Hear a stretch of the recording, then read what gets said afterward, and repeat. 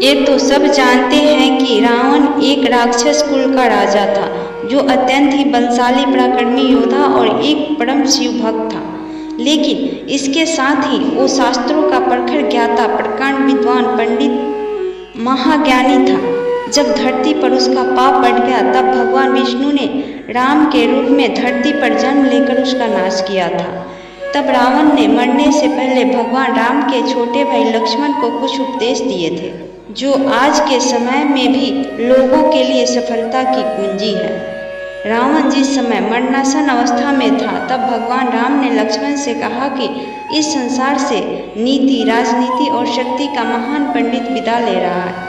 तुम उसके पास जाओ और उससे जीवन की कुछ ऐसी शिक्षा ले लो जो और कोई नहीं दे सकता। राम की बात मानकर लक्ष्मण मरणावस्था में पड़े रावण के सिर के पास जाकर खड़े हो गए। लक्ष्मण काफी देर तक रावण के सिर के पास खड़े रहे, लेकिन रावण ने उनसे कुछ नहीं कहा। इसके बाद लक्ष्मण वापस लौट आए और प्रभु श्री राम से सारी बातें बताई। तब भगवान श्री राम ने लक्ष्मण से कहा कि अगर किसी से ज्ञान प्राप्त करना हो तो उसके चरणों के पास खड़े होना चाहिए, न कि सिर के पास। यह बात सुनकर लक्ष्मण वापस रावण के पास गए और उसके पैरों के पास खड़े हो गए। उस समय महापंडित रावण ने लक्ष्मण को 5 ऐसी बातें बताई जो जीवन में सफलता की कुंजी है।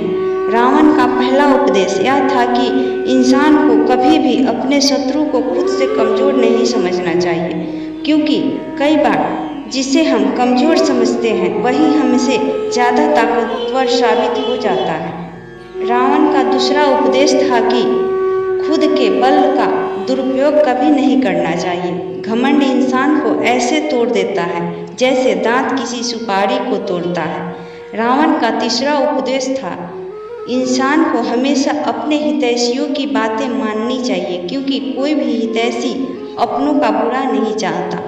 रावण का चौथा उपदेश था हमें शत्रु और मित्र की हमेशा पहचान करनी चाहिए।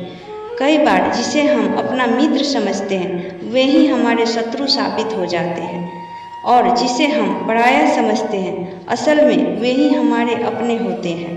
रावण का पांचवा और सबसे बेहतरीन उपदेश था हमें कभी भी पराई स्त्री पर बुरी नज़र नहीं डालनी चाहिए, क्योंकि पराई स्त्री पर बुरी नज़र डालने वाला इंसान नष्ट हो जाता है।